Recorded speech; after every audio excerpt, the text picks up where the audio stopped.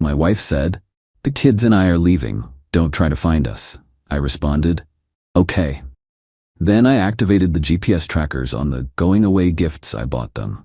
24 hours later, the police were thanking me. I, 42 male, am sitting in a house that is suddenly way too quiet. The only sound is the hum of the refrigerator and the clicking of my keyboard. An hour ago, my wife of 15 years, Lena, 40, stood in this very spot, right by the door, and delivered her big speech. "The kids and I are leaving," she said, her voice trying for firm but trembling just a little. "I've packed our bags. We're going somewhere you won't find us. Don't try. This is over." She expected a scene. Tears, begging, yelling. I know she did. She's always thrived on drama, on big emotional reactions. It feeds her. I looked at her, standing there with her hastily packed suitcases. My son Leo, 12, and my daughter Maya, 8, looking confused and scared behind her. My heart twisted for them, not for her. I just nodded. "Okay." The single word threw her more than a screaming match ever could. Her face flickered through a series of emotions. Shock, then anger, then a flash of something that might have been fear. "Okay, that's all you have to say?" she sputtered. "You've clearly made up your mind," I said, keeping my voice even. "Arguing seems pointless." I then turned to my kids. My voice softened. "Hey guys, looks like you're going on a little trip." This wasn't a psychic prediction. For the last few months, Lena had been distant, talking about feeling trapped and needing a real change. At the same time, I'd noticed financial oddities in the statements for the small marketing firm I owned. It wasn't a huge leap to connect the two. So I prepared a contingency, not for a fight, but for information. I walked over to the hall closet and pulled out 2 backpacks, a sleek, black one for Leo and a sparkly unicorn one for Maya. "I know you guys have been wanting new school bags. Might as well start using them now." For the kids, this wasn't unusual. I often bought them practical things out of the blue. But stitched deep into the lining of each bag, near the base, was a tiny, wafer-thin GPS tracker. A few weeks ago, feeling a gnawing sense of dread, I'd ordered a pack of 3. The third one I'd placed on the underside of the spare tire in her car, just in case the backpacks were left behind. Overkill? Maybe. But my gut told me something was fundamentally wrong, and I needed to be prepared to protect my children if things went sideways. Lena eyed the bags, a flicker of annoyance on her face. This wasn't in her script. She wanted to be a martyr, a brave woman escaping a broken home. She didn't expect me to facilitate her exit with practical gifts for the children. She snatched her purse, herded the confused kids out the door, and shot me one last look of pure venom before slamming it shut. The second the car pulled out of the driveway, I walked back to my office, sat down at my computer, and opened a browser window. I pulled up the tracking app. 3 little dots blinked to life on a map, all moving together. Heading east. She said not to find them. She never said I couldn't watch them. This isn't about control. It's about consequences. She thinks this is an escape. She has no idea it's a cage of her own making. And the real kicker? The thing she doesn't know that I know? It's not just about her leaving me. It's about what she's running to. And who she's taking my children to meet. Let the show begin. Update 1. It's been a wild 48 hours. The 3 little dots on my screen have been my primary source of entertainment and validation. Lena drove for about 6 hours, finally stopping at a cheap motel just off a major highway several states over. I watched them settle in for the night. Seeing my kids dot stationary in that crappy motel room ignited a cold, hard anger. This was her choice, her mess. My job was to protect my kids from the shrapnel. The next morning, a new development. The dots moved to a diner. And then, they were joined by a 4th person. My tracker app can't identify people, but I had a pretty damn good idea who it was.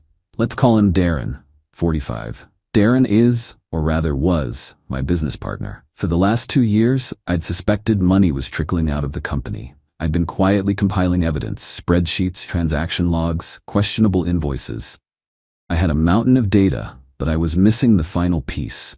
Where the money was going. Lena handed it to me on a silver platter. After breakfast, her car, with my kids inside, followed another vehicle to a new address. A quick search revealed it was a newly leased house in a quiet suburban neighborhood. This is where my calm plan kicked into high gear. This was never just about a cheating wife. It was about a coordinated attack on my life. I didn't call Lena. I didn't call Darren. I called Detective Miller. Miller is a sharp guy in the Economic Crimes Unit. I'd met with him a month ago, presenting my financial findings as a potential internal fraud issue without naming Darren, wanting to understand my legal options. He'd been blunt. Without proof of where the stolen assets went, it was a difficult case. He told me to call him the second I had concrete, actionable proof. "Detective Miller," I said when he picked up. "It's me. The potential situation is now an active one.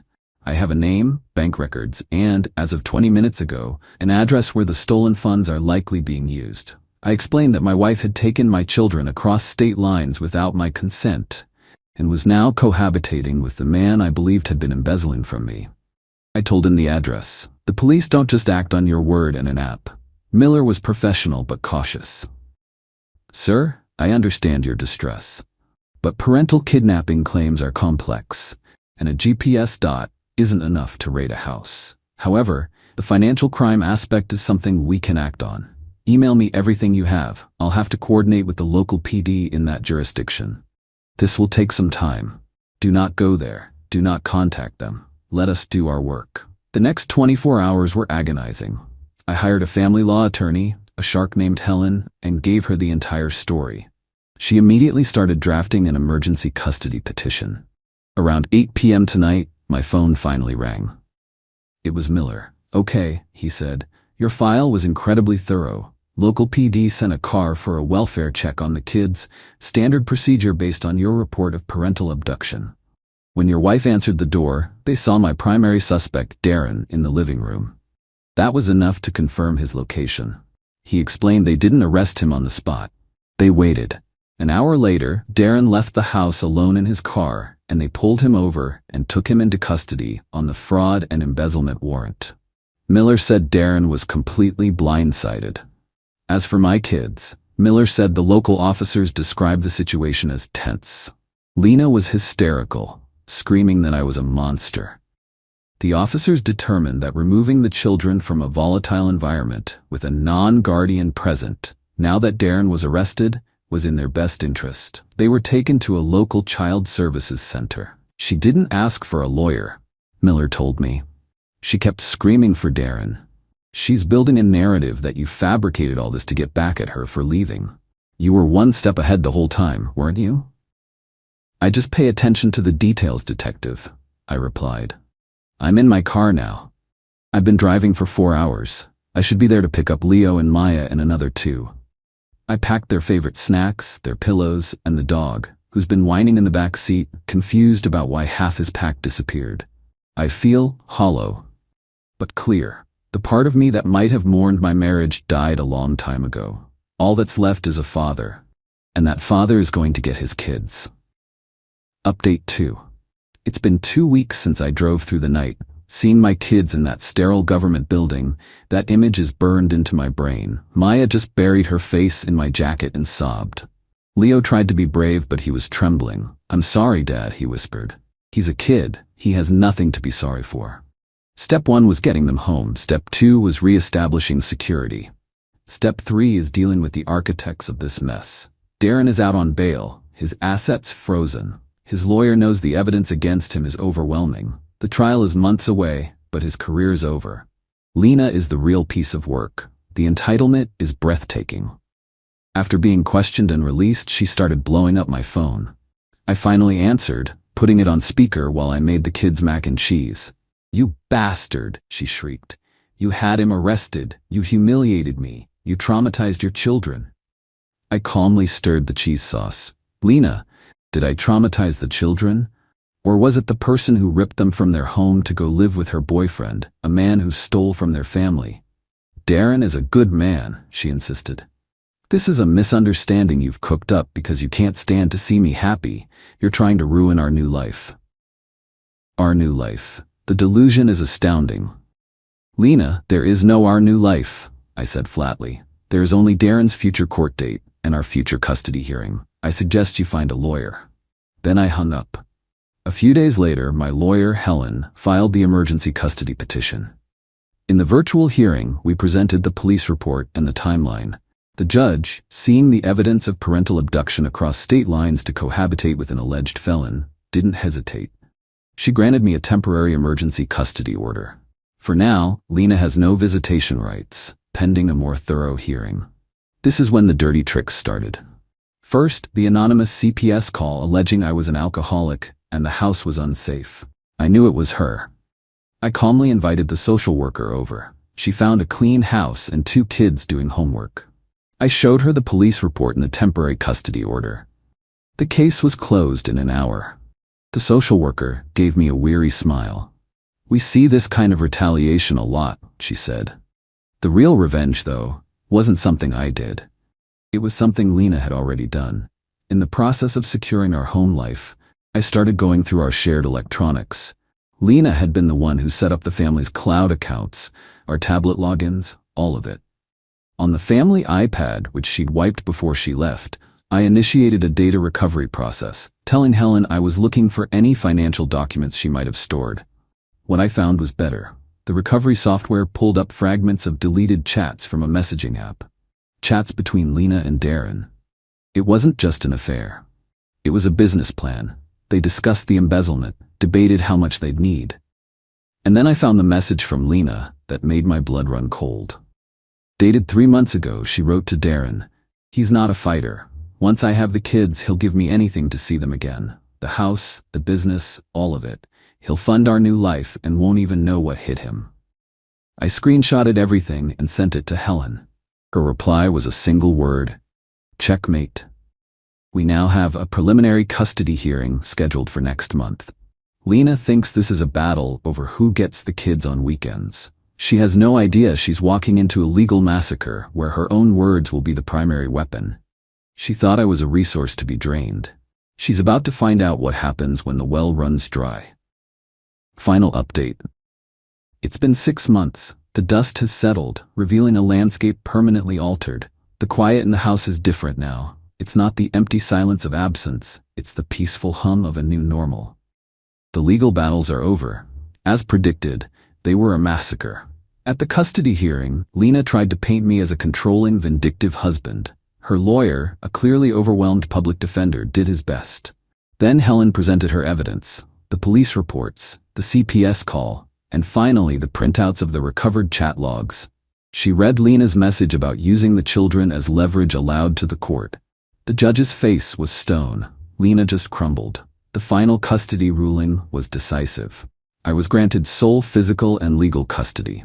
Lena was granted bi-weekly supervised visitation, which she has to pay for herself. After her 3rd visit, where she reportedly spent the entire time trying to convince the kids I was the villain, she stopped scheduling them. She couldn't afford the fees, and I suspect she couldn't stand seeing that her manipulation no longer worked on her own children. The divorce was finalized last month. It was just as brutal.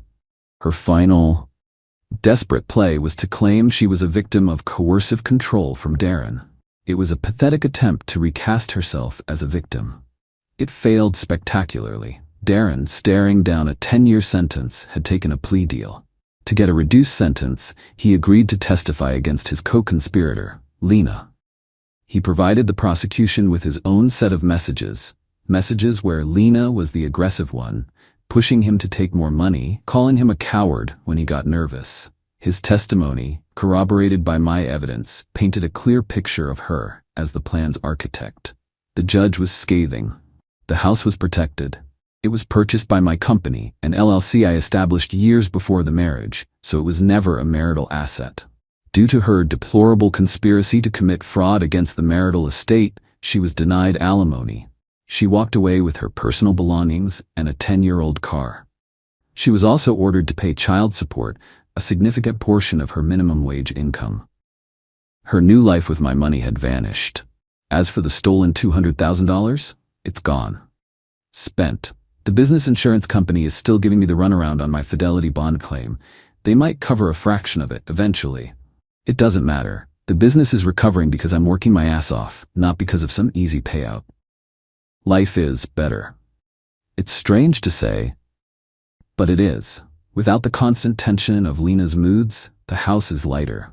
Leo has gotten really into robotics. Maya's art is all over the fridge. We have a routine. We have peace. They are in therapy, and it's helping them process the mess their mother created. I had a moment of vulnerability last night. I was watching an old home movie from a vacation years ago. Lena was in it, smiling, laughing with the kids, and I felt a pang of something. Not love, not regret, just a sad acknowledgement of the sheer waste of it all. The person I thought I married either never existed or died a long time ago, replaced by a greedy, entitled stranger. I have to live with the fact that I missed it for so long. A few minutes later, Maya came and sat with me on the sofa. She pointed at the screen. "That was before Mom got sick in her head," she said, with the simple, brutal honesty of a child. I looked at her, my smart, resilient little girl. "Yeah," I said, my voice a bit thick. "It was. The revenge wasn't the courtroom drama. It wasn't the financial ruin she brought upon herself. It was this. The quiet, boring, wonderful peace of a Tuesday night. It was my son showing me the robot he programmed. It was my daughter correctly diagnosing her mother's moral failings. It was the justice of a life reclaimed not by a grand scheme, but by simply holding on, telling the truth, and letting the consequences fall where they may. She tried to burn my world down. She just ended up clearing away the dead wood so something new and better could grow. And it has.